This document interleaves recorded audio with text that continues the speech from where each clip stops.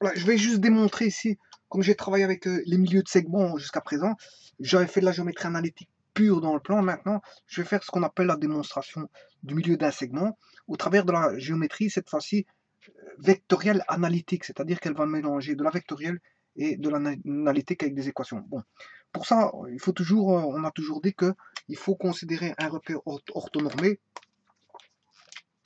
voilà, un repère orthonormé pour lequel je place, peu importe, dans un de mes quadrants du plan, j'en ai 1, 2, 3, 4, un de mes quadrants A et B, peu importe où je les situe.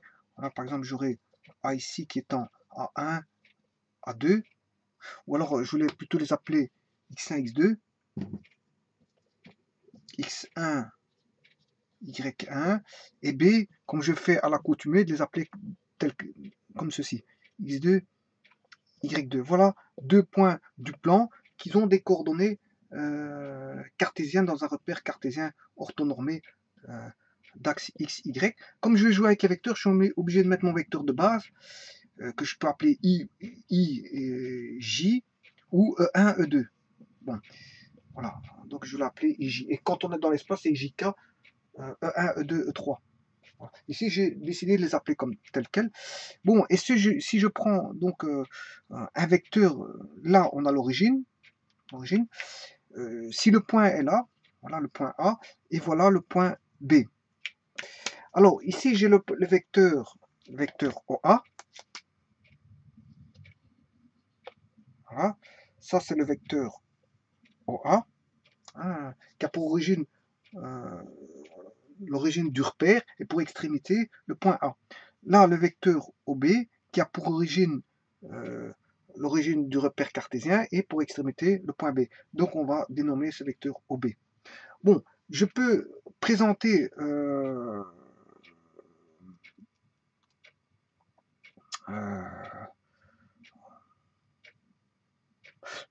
si je considère, puisque je vais étudier le milieu, je vais étudier le milieu du segment AB. Supposons que voici le milieu M du segment AB. C'est le milieu. Que je ne connais pas ces coordonnées puisque je vais les démontrer. Voilà, je vais les démontrer. L'astuce, c'est de démontrer via la géométrie vectorielle et de retomber sur la géométrie analytique. C'est pour ça que j'ai appelé la géométrie vectorielle analytique du plan, puisque je suis dans un plan. Alors, ici, il faut décomposer OM en triangle. Bon, généralement, la géométrie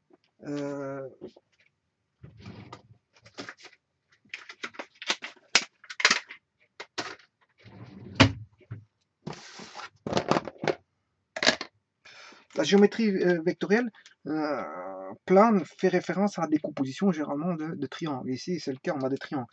Donc, qu'est-ce qu'on peut dire? Que si je prends le vecteur OM,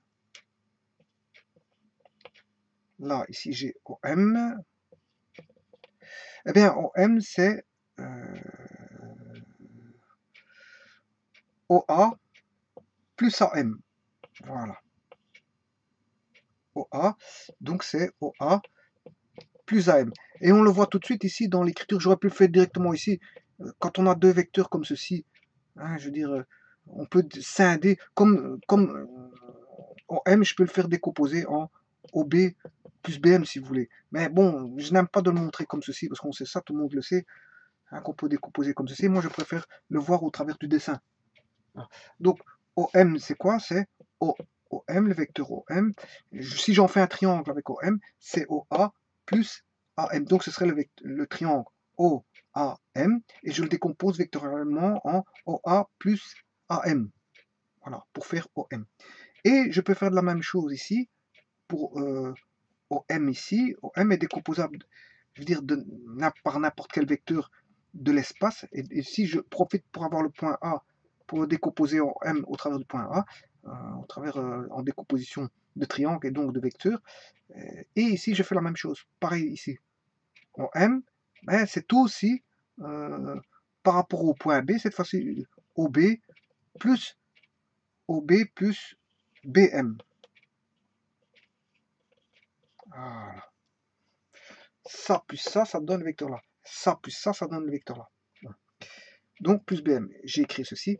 Ça veut dire qu'il y a égalité si je fais la somme, le but, si je fais la somme, regardez ce qui va se passer. Ça, on remarque que si on fait la somme, parce que j'aurais pu faire la différence. Ici, si je fais la différence, OM moins M, j'aurai 0. J'aurai OA plus AM. Regardez, si je fais la différence, je n'aurai pas le même résultat. L'astuce, ce qui est astucieux, justement, c'est de faire la somme pour voir qu'on va voir justement ce qui va apparaître, ce qu'il faut démontrer en fait. Parce que si je fais la différence, hein, je fais OA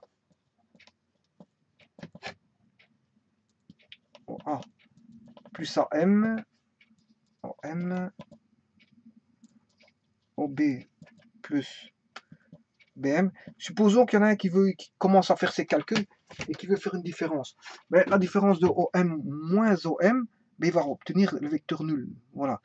Et alors on aura OA moins OB plus AM moins BM. Voilà. Alors, comment est AM par rapport à BM? Donc AM il est ici. Voilà. Et BM il est là. Donc comment est AM? AM et BM sont opposés. Donc en fait AM est égal à moins BM ou BM est égal à moins AM.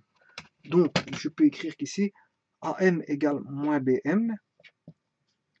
Voilà. Donc on aura OA moins OB moins BM. Voilà, on aura OA moins OB moins 2 fois BM. Voilà. Et là, bon, vous voyez bien que en fait ici, vous voyez que je suis en train de m'étaler et je n'ai pas tout de suite la réponse. Voilà, j'en suis en train de m'étaler. Quoi qu'il y aurait moyen de trouver la réponse en commençant à chipoter avec les vecteurs, mais rien de tel que de faire ce que je vais vous faire ici. Vous faites la somme. OM plus OM, j'ai 2 OM. Donc ce qui revient à dire que j'ai OA plus AM plus OB plus BM.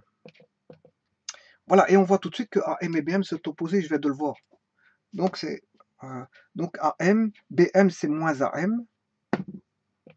Moins AM. Voilà. Ce qui veut dire que plus AM moins AM vont tomber et il ne va rester plus que OA plus OB.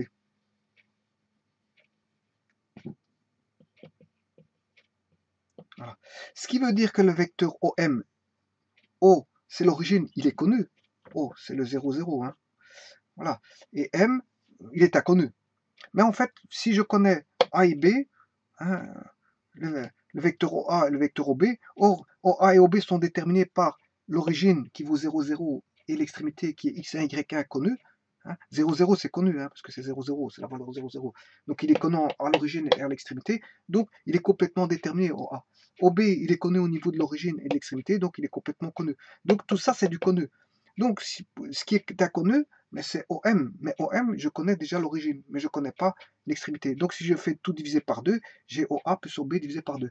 Donc, que vaut OM? En fait, c'est la somme OA plus OB. Hein, et OA plus OB, vectoriellement, si je fais une parallèle, j'aurai OB comme ceci. Voilà. Voilà. Et OA plus OB, il est là. Voilà. Voilà que fait OA plus OB. C'est le vecteur ici que je vais appeler au grand X. Voilà. Au grand X sur B, sur 2. Voilà. Et on voit bien que OM, hein, qui est le milieu de A et B, hein, en fait, c'est le vecteur OX divisé par 2. En fait. C'est la somme vectorielle de OA plus OB divisé par 2. Donc, à partir de là, ça veut dire ça, j'ai fait toute la géométrie vectorielle. Je démontre que le point M est milieu du vecteur, si vous voulez, OX. Et OX, c'est le vecteur OA plus OB. Donc, je démontre que le vecteur OM est la somme vectorielle divisée par 2 des points connus A et B. Bon, ceci étant dit, comment fait-on au niveau maintenant, si je retombe non plus, là c'est de la vectorielle pure que je fais. Si je tombe sur la géométrie analytique dans le plan, parce que ici ce point-là il m'encombre un peu trop parce qu'il prend trop de place, alors que je sais utiliser le tableau. Donc ça c'est le point B de coordonnées x2, y2. Voilà, comment trouver les coordonnées du point M? C'est tout simple, en regardant la vectorielle, je vais tomber sur l'analytique. Voilà. D'où la géométrie vectorielle analytique. M, en fait, comme il est milieu, ben, M, ce sera le milieu des coordonnées. C'est la moyenne géométrique des coordonnées, tout simplement. Donc, OA, il est composé de x1, y1. Donc, si je regarde les composantes en x, ben, c'est x1. Voilà. La composante en x de B, ben, c'est x2. Voilà. Et comme je dois faire la somme divisée par 2, je fais x1 plus x2 sur 2. C'est la moyenne géométrique, si vous voulez, des abscisses. Pour trouver le M. Donc M est connu, il est déterminé, c'est x1 plus y1 sur 2. Voilà, et maintenant vous allez me dire, ouais, mais l'autre, ben, ça va être la même chose. Hein, point B, on connaît y1, on connaît les composants de OA et les composants de OB. Donc on aura y1 plus y2 divisé par 2. Ouais, attention qu'ici ce sont des composantes assez simples. Pourquoi?